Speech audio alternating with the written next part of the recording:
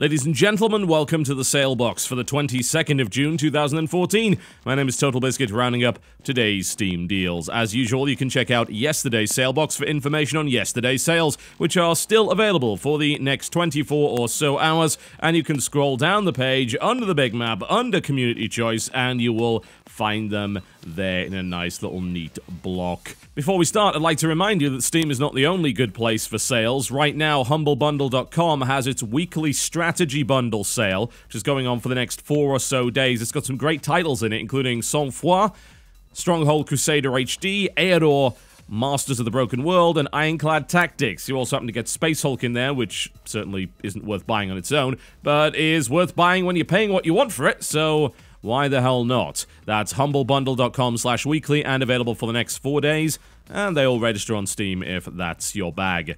Alright, let's kick it off, shall we, with the first game of the day, which is going to be BattleBlock Theater, 75% off. That is a really deep discount on that title, bearing in mind that it only recently came out on PC about a month or so ago, but it was out on 360 way before that. BattleBlock is the latest game from the folks that brought you Alien, Hominid, and Castle Crashers. It's very odd. very odd. It's a platformer. There are cats involved to some degree. It has a sort of co-optional element. I played the co-op for it, and I think I spent more time setting my co-op partner on fire than anything else. It is a platformer-ish. It's actually really hard to describe exactly what it is. But if you were to boil it down to its bare essentials, it's an action platformer. A very funny one with a very unique art style that only a company like the Behemoth could possibly provide. It's got a level editor, a crap ton of customization, as well as a ridiculous number of levels, and arena multiplayer available as well. It is absolutely fantastic.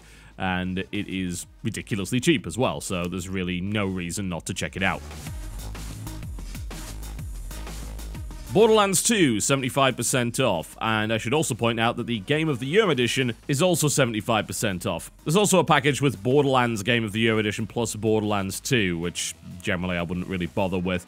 But the Borderlands 2 Game of the Year edition is probably the best value because it does include a large amount of DLC, some of which is quite good. The game itself, for those who do not know, is a fairly irreverent FPS with light action RPG elements in the sense that you pick up guns. The guns have various different stats. RPG-wise, you level up, you put points in a passive talent tree, and of course you can upgrade your active skill as well. It's primarily designed to be played with other people, honestly. On its own, it's really not that interesting, although it does sport an excellent graphic style, a rather interesting storyline with some weird characters, to say the least, although the sense of humor is a take-it-or-leave-it kind of thing.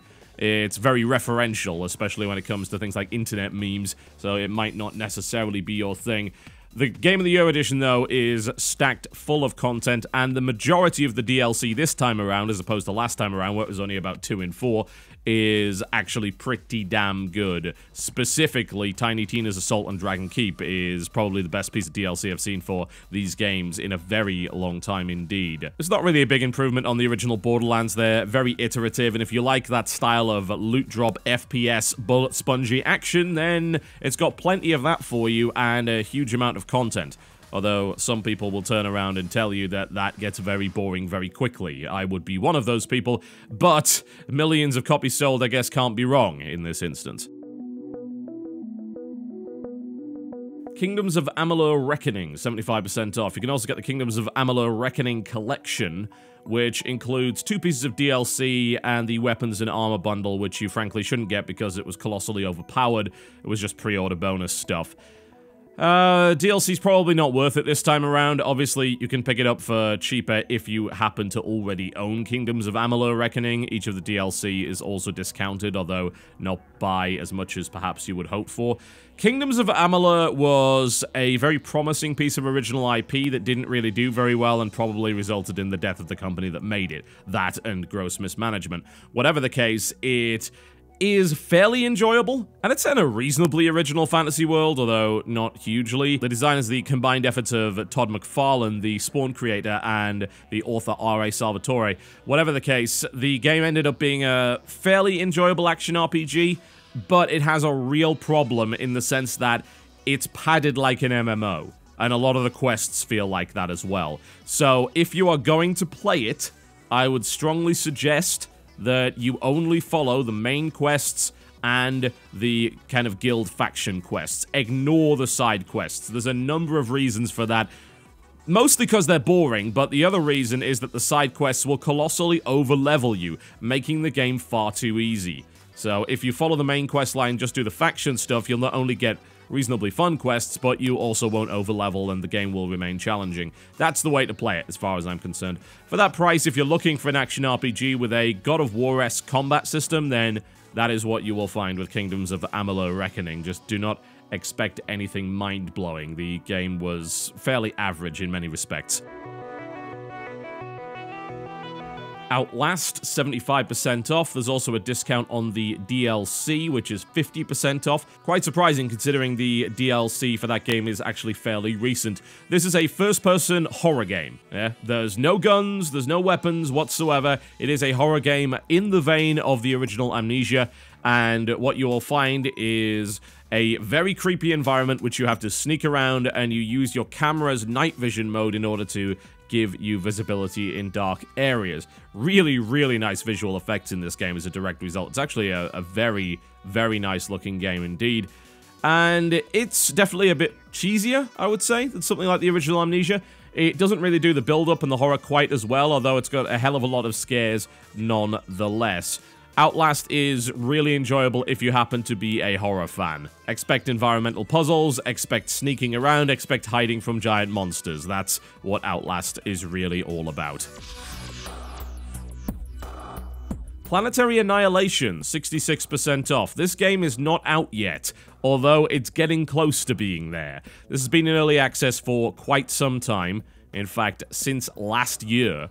And it was originally kickstarted. It raised a good amount of money. I backed this one as well, because this is by the developers of some games that I do really enjoy, and it also happens to be the spiritual successor to a game I really liked called Total Annihilation. It involves massive combat over various planets in a solar system. It allows you to wage war across multiple planets. It allows you to drive a moon into another planet and wipe it off the face of the game board.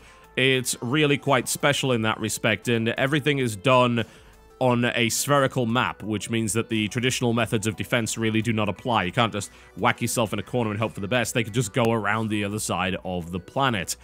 It's very ambitious, and it's getting there. It really is getting there. The last time I checked it out, it was playing better, it had a lot more content in it, but it's got a long way to go. It's still not finished. And as usual with early access games, a lot of the reviews you're going to find are going to be highly inaccurate because they are reviews of previous versions, or maybe there was just a version where it was horribly buggy or whatever and then they fixed it. It's kind of a nightmare to deal with. Whatever the case, my usual caveat applies. It's an early access game, so unless you are absolutely enamored by the concept, don't pick it up. That said, that is a pretty good discount for the title. So, at this point, when there's a lot of content available, if you really want a Total Annihilation style strategy right the hell now, then it's not the worst thing you could ever do. South Park, The Stick of Truth, 33% off. A decent discount for a game that's only been out for a few months, but regardless, not a big discount at all when you think about it in the grand scheme of things. Is it good? Yeah, it is. If you like South Park, I mean, it's almost essential if you like South Park, so the chances are you already own it if you like South Park. If for some reason you don't and you like South Park, then what the hell are you doing? Go pick it up. It's one of the best examples of a licensed game I've ever seen. It's right up there with Chronicles of Riddick and Spider-Man 2 as just being really, really good licensed games that actually take the source material and make something worthwhile out of it. It's otherwise a turn-based RPG with a few interesting mechanics tossed in for good measure, although otherwise it plays more like a traditional JRPG with status effects and turn-based combat and all that kind of stuff. It is fairly short, and it doesn't really have a huge degree of replay value, considering that the only customization you can really do is on your own character, and the various different classes are not particularly diverse, and you can't customize the class of your companions either. It's also going to have a lot of humor that some people are really, really going to hate. It goes all out. It doesn't pull any punches. It is extremely offensive, which is exactly what you'd expect from a South Park game, although it does have a good amount of gamer humor in there as well. If you're not into South Park's particular style of gross-out humor, then I would strongly suggest that you avoid it. Otherwise, as I said, it's incredibly good at what it does. It knows exactly what it does. No one else does what it does, and that's probably for the best.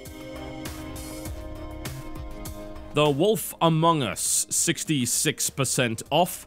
This is, of course, the whole series, 1 through 5. It's currently on episode 4, so this is a good time to pick it up since it's almost at its conclusion. You're not going to have to wait too long for the last episode. This is one of Telltale's sort of new style point and clicks in the sense that there is some pointing and clicking going on, but outside of that, there's quite a bit of QTE-based combat, and there are timed decisions to be made with conversation dialogue trees and so on and so forth.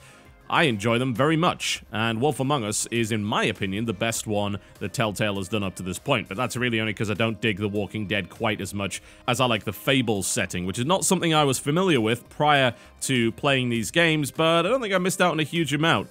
At this point, it's really nice to be able to discover a really interesting world where you have a bunch of mythical characters that are living out their lives in New York for whatever reason. It's got great plot twists, excellent dialogue, really interesting characters, and a great art style as well. Just bear in mind this is very much a mature adventure and is not suitable for children. The final part of the Wolf Among Us Season 1 should be coming out fairly soon, so this is not a bad time to buy.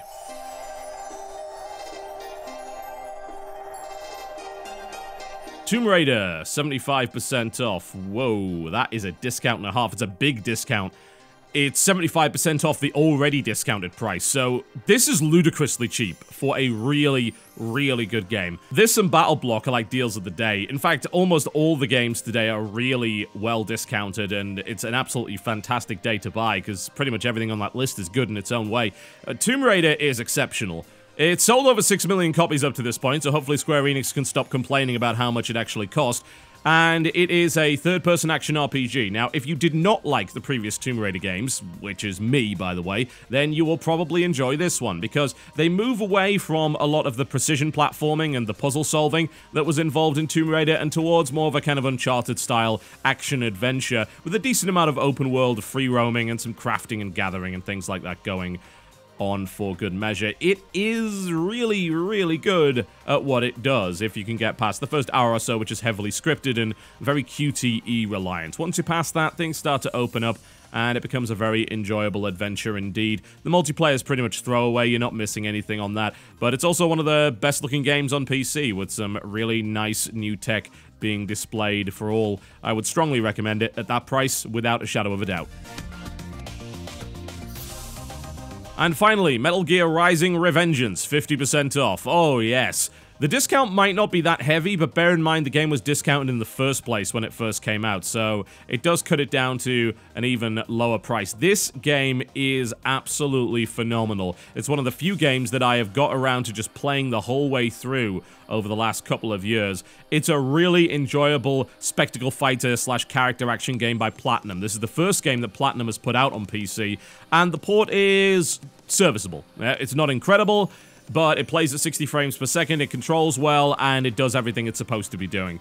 So I guess I can't complain too much. It does look a little bit better than the console version, although not by much. It has an incredible soundtrack, some of the most absurd action sequences, just completely over the top, that you have ever seen in a game, especially on PC. Maybe on console you've seen things like that because, well, Platinum have made other games, but if you like over the top, if you like ludicrous action sequences accompanied by an amazing soundtrack and a really smooth and hyper-stylized combat, then Metal Gear Rising is a game that should have been in your collection months ago. Regardless, you can rectify your mistake and pick it up now for a discount, and you should hopefully enjoy it a great deal. It doesn't have much replayability, but it does come with its DLC packs, which add a couple more hours of gameplay to the mix, and they're pretty challenging as well. If anything, I would suggest that you play it on a harder difficulty level, though, because on normal it is reasonably easy. Crank that up and enjoy the show. Alright folks, that's me done for the day. Thank you very much for watching the Salebox, and I will see you next time.